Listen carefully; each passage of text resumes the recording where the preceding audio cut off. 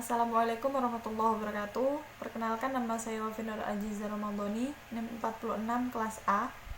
Di sini saya akan menjelaskan tentang program kegiatan penyuluhan yang telah saya buat dengan judul Pendekatan Peran Penyuluh dalam meningkatkan petani muda Kecamatan Brondong, Kabupaten Lamongan untuk memenuhi tugas ujian tengah semester mata kuliah penyuluhan pertanian. Langsung saja. Pertama, karakteristik wilayah. Kecamatan Brondong merupakan bagian wilayah Kabupaten Lamongan yang terletak di belahan utara, kurang lebih 50 km dari ibu kota Kabupaten Lamongan, dengan batas sebelah utara Laut Jawa, sebelah timur Kecamatan Paciran, sebelah selatan Kecamatan Laren, dan sebelah barat Kecamatan Palang, Kabupaten Tuban. Luas wilayah Kecamatan Brondong meliputi areal seluas 7.013,62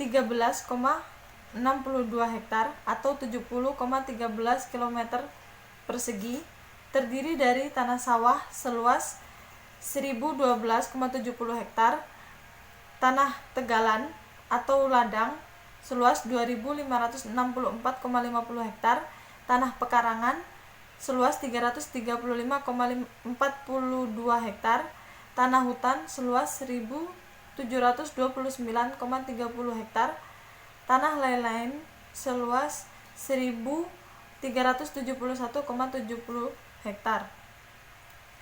Dilihat dari kategori geografis, Kecamatan Brondong dapat dibagi menjadi dua. Yang pertama, daerah pantai dan daerah pertanian. Daerah pantai terletak di sebelah utara, meliputi Kelurahan Brondong, Desa Sedayu Lawas, Desa Labuhan, dan Desa Lohgung. Sedangkan daerah yang lain adalah daerah kawasan pertanian yang meliputi Desa Sumberagung, Desa Sedang Harjo, Desa Lembor, Desa Tlogoretno, Desa Sidomukti, dan Desa Brengkok dengan kondisi pertanian tak ada hujan. Karakteristik penduduk. Jumlah penduduk pada tahun 2019 di wilayah Kecamatan Brondong kurang lebih sebanyak 76.485 jiwa, terdiri dari laki-laki 37.097 jiwa dan perempuan 39.388 jiwa. Kelembagaan. Di Kecamatan Brondong, Kabupaten Lamongan masih belum ada kelembagaan maupun gapoktan atau poktan, karena di Kecamatan Brondong jumlah petani tidak begitu banyak karena mereka lebih memilih menjadi nelayan. Kalaupun banyak petani di suatu desa, mereka lebih mau masing-masing dalam mengelola pertaniannya daripada membuat gapoktan atau poktan. Potensi. Yang pertama, dalam bidang ekonomi, yaitu sektor perikanan, kelautan, dan peternakan. Yang kedua, bidang pertanian. Yang ketiga, bidang perdagangan. Yang keempat, bidang pertambangan dan energi. Dan yang kelima, bidang industri. Identifikasi masalah. Yang pertama, isu permasalahan di lokasi penyuluhan. Masalah adalah faktor-faktor penyebab keadaan tidak memuaskan atau hal-hal yang tidak dikehendaki. Karena terjadinya masalah tersebut bisa menyebabkan tidak tercapainya atau kurang maksimalnya tujuan yang akan dicapai, sehingga perlu adanya pemecahan masalah. Permasalahan yang sering terjadi yaitu petani masih menggunakan bibit yang standar, kurang maksimalnya pengendalian hama, tidak bisa memanfaatkan pekarangan yang ada, rendahnya tingkat pengetahuan petani, sulitnya petani mendapatkan pupuk bersubsidi, dan sulitnya mendapatkan pinjaman modal.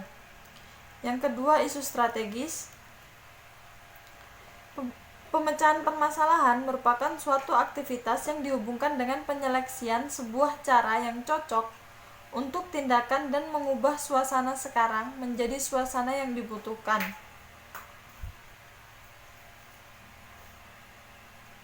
Maka dari itu diperlukan solusi hingga diharapkan kedepannya tidak akan mengulangi kesalahan yang sama. Minimal jika terjadi lagi bisa lebih meminimalisir kesalahan itu. strategi yang digunakan. Yang pertama, petani harus menggunakan bibit yang berkualitas dengan cara menjalin relasi hubungan dengan dinas pertanian atau pihak yang terkait. Dengan demikian, hasil panen nantinya lebih mendapatkan hasil yang memuaskan.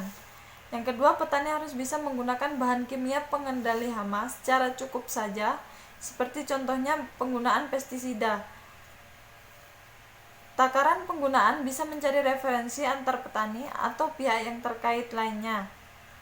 Yang ketiga, agar lahan bisa dimanfaatkan secara maksimal, petani harus bisa mengandalkan mengendalikan dan memanajemen segala aspek yang diperlukan sehingga bisa memaksimalkan lahan yang dimiliki.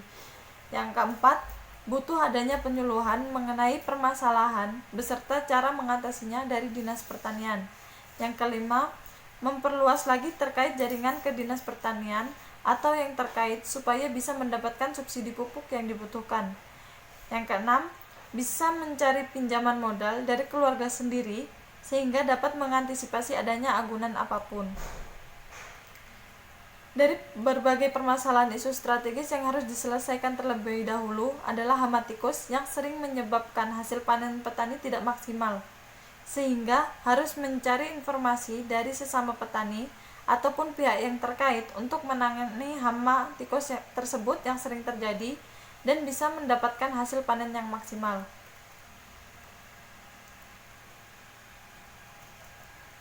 Materi penyuluhan pertanian. Yang pertama, motivasi. Para petani yang ada di Kecamatan Brondong supaya bisa memaksimalkan segala aspek yang tersedia, baik dari lahan, bibit, cara mencegah hama, dan sumber air. Para petani harus sadar bahwa pertanian itu penting dan mempunyai peran besar bagi kehidupan. Maka dari itu perlu adanya kesadaran masyarakat agar banyak yang meneruskan dalam mengurus pertanian. Meskipun masyarakat Kecamatan Brondong dominan non-petani dan tidak ingin menjadi petani, seharusnya ada peluang untuk membuktikan bahwa pertanian itu bisa membawa profit yang besar dan bisa meningkatkan perekonomian keluarga. Yang kedua, ilmu teknik pertanian. Penerapan dasar-dasar teknik dalam bidang pertanian mencakup bidang teknik, mesin, budidaya pertanian, teknik sumber daya alam pertanian, teknik proses hasil pertanian atau pangan, energi dan listrik pertanian, perbengkelan dan instrumentasi di bidang pertanian, ergonomika alat dan mesin pertanian, sistem dan manajemen keteknikan pertanian, lingkungan dan bangunan pertanian, serta teknik tanah dan teknik sumber daya air. Contoh kecilnya saja penggunaan alsintan atau alat mesin pertanian.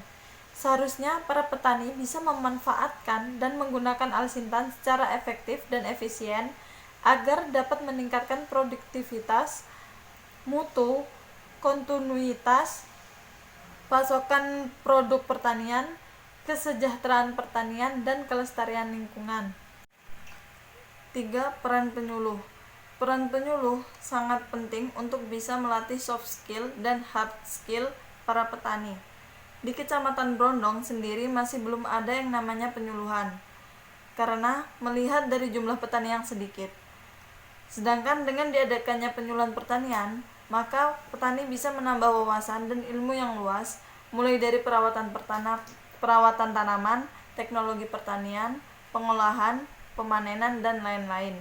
Dengan begitu, petani dapat mengimplementasikan ilmu yang telah didapatkan, sehingga pertanian di Kecamatan Brondong bisa semakin berkembang dan maju. 4. Penguatan kelembagaan. Di Kecamatan Brondong belum ada kelembagaan pertanian, karena di Kecamatan Brondong dominan non-petani. Maka dari itu, sebenarnya ada peluang bagi petani milenial untuk bisa membangun kelembagaan pertanian di Kecamatan Brondong. Diharapkan ke depannya akan ada pelopor yang bisa memberi contoh terlebih dahulu agar para petani sekitar bisa meniru atau mengikuti apa yang telah dicontohkan dengan perlahan dan bertahap. Rencana kegiatan penyuluhan. Kegiatan yang harus dilakukan untuk petani di Kecamatan Brondong untuk bisa membantu menyelesaikan permasalahan yang sering terjadi di wilayah Brondong antara lain yang pertama penyusunan program penyuluhan pertanian tingkat kecamatan, penyusunan rencana kerja, pembinaan penyelenggaraan penyuluhan pertanian, laporan kegiatan penyuluhan pertanian, peningkatan kapasitas penyuluhan pertanian, penumbuhan dan pengembangan kelompok tani, perbanyakan materi penyuluhan pertanian, perencanaan kegiatan penyuluhan pertanian, dan pengadaan kelembagaan pertanian. Kegiatan yang harus dilaksanakan, yang pertama penguatan motivasi yang berisi FGD mengenai pentingnya pertanian bagi kehidupan dilaksanakan pada Maret 2021. Yang kedua, FGD bahwa pertanian itu berprofit besar dilaksanakan pada Mei 2021. Yang kedua, penguatan kelembagaan dengan materi FGD pentingnya kelembagaan pertanian yang dilaksanakan pada Juli 2021. Yang ketiga, penyuluhan dari Dinas Pertanian dilaksanakan pada September 2021. Dengan terlaksananya perencanaan kegiatan tersebut, saya berharap para petani Kecamatan Brondong agar lebih paham dan sadar akan pertanian itu penting dan juga menghasilkan profit yang besar. Dengan adanya hal tersebut, nantinya juga bisa meningkatkan perekonomian di Kabupaten Lamongan dan bisa memberi contoh bagi petani-petani di daerah lain. Mungkin hanya itu saja yang bisa dapat saya sampaikan. Kurang lebihnya saya mohon maaf. Wassalamualaikum warahmatullahi wabarakatuh.